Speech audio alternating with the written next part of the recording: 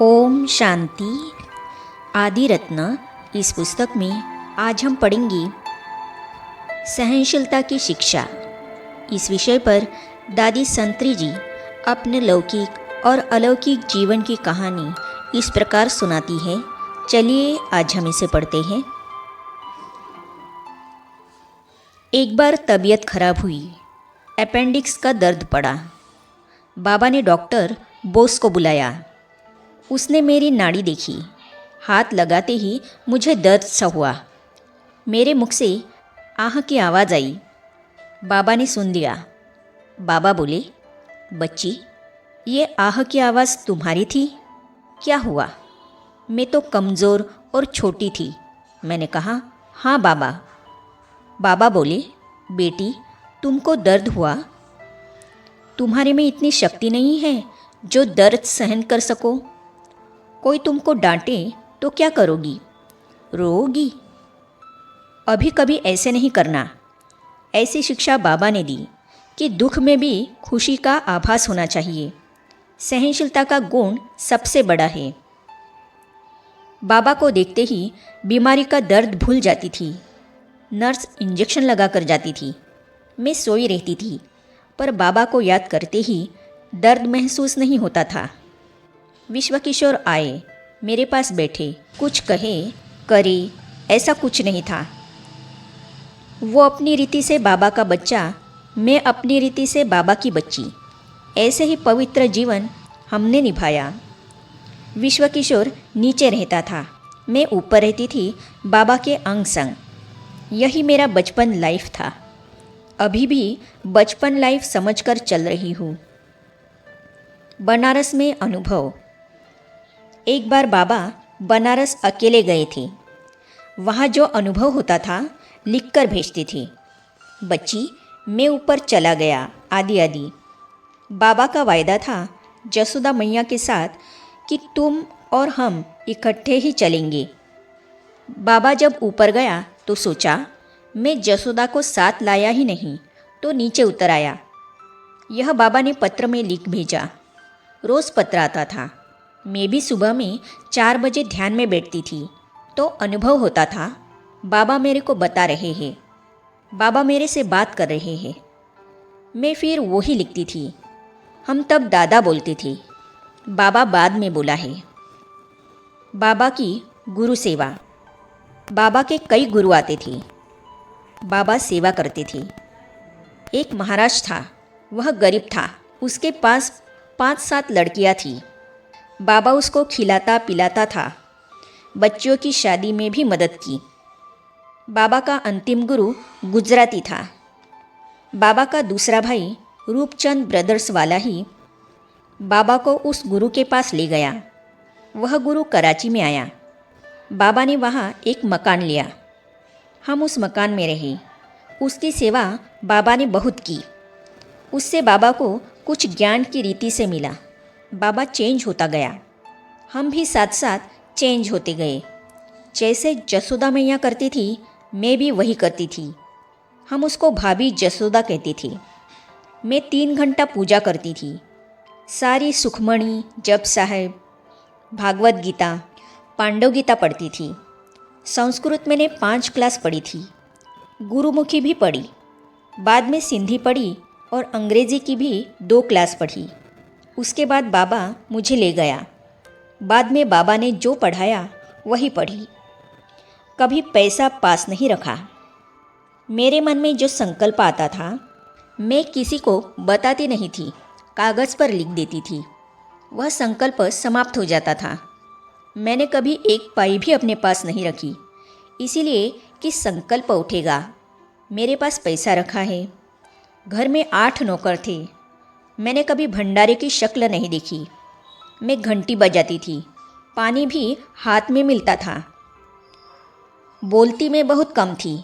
सभी कहते थे, कितना धीरे बोलती है। छोटेपन में भी पढ़ाई में ध्यान रहता था। मैं किसी के संग में नहीं आती थी। ज़रूरत कभी पड़ी, बाज़ार गई और कपड़ा अच्छा लगा तो दुकान पर चला जाता था। पैसे वो देते थे। 1000 का सामान लूँ या 10,000 का, मेरे पास कोई रोक टोक नहीं थी। हमारी ममता तो होती नहीं थी, ले आती थी तो भी सबके लिए। घर तो भरा हुआ था। सिंध में तो तीनों भाइयों अर्थात बाबा 3 भाई थे का इकट्ठा परिवार था। विश्व किशोर की माँ ने बाबा की अपने हाथों शादी कराई, अपनी भांजी देकर। इसीलिए फिर बाबा ने भी विश्व किशोर को अपने साथ रखा। तीसरा भाई ज्ञान में नहीं आया। थोड़े समय उसकी युगल आई थी। बाबा की समदृष्टि। बाबा शुरू से फराग दिल थे। गरीबों पर विशेष दया भावना थी कि इनको सुखी रखना चाहिए। ज्ञान में आने के बाद तो बाबा की पूरी समदृष्टि हो गई। सिंध में बाथरूम साफ करने वाली आती थी, वह ध्यान में चली जाती थी तो बाबा उसको ऐसे नहीं समझता था कि यह क्यों आती है। बाबा ने अपने गुरु को बुलाया था सिंध में, तो अपने सामने बाथरूम साफ कराया। वह सफाई वाली साफ करके जाती थी तो बाबा गुलाब जल ले जाकर छिड़कता था। इतनी भावना थी। बाद में वह सफाई वाली ध्यान में जाने लगी तो बाबा की गोद भी लेती थी, क्योंकि फिर तो वह गोपिका बन गई ना। एक धक से व्यापार छोड़ा। जब बाबा ने कारोबार समेटा उस समय में वहाँ थी।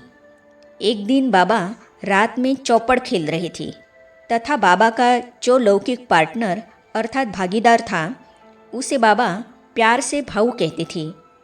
खेलते खेलते बाबा को संकल्प आया कि छोड़ो तो छूटे। तो थोड़ी देर बाद हंसते हुए कौड़ी फेंकते हुए बाबा बोले, भाऊ देखो, सोच चलता है कि इसको छोड़ दूँ। भाऊ बोले, किसको? बाबा बोले, इस धंधे को।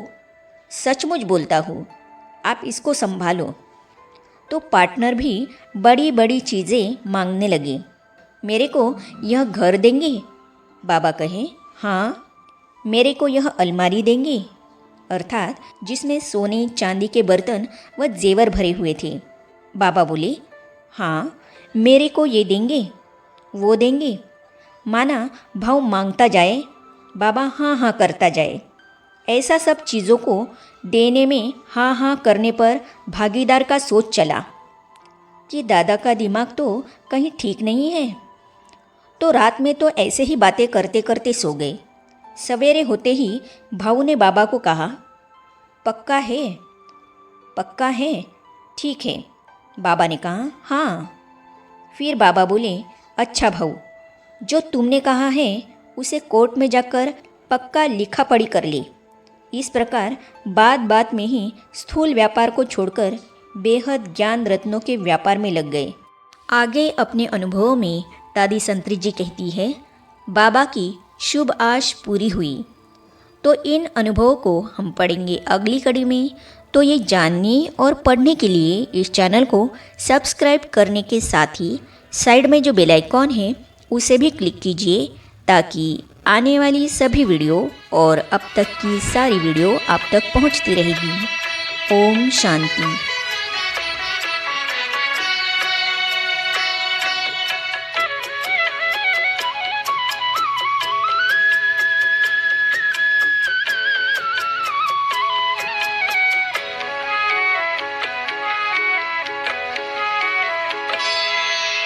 कदम कदम पर मदद तुम्हारी ये एहसास दिलाती है। कदम कदम पर मदद तुम्हारी ये एहसास दिलाती है।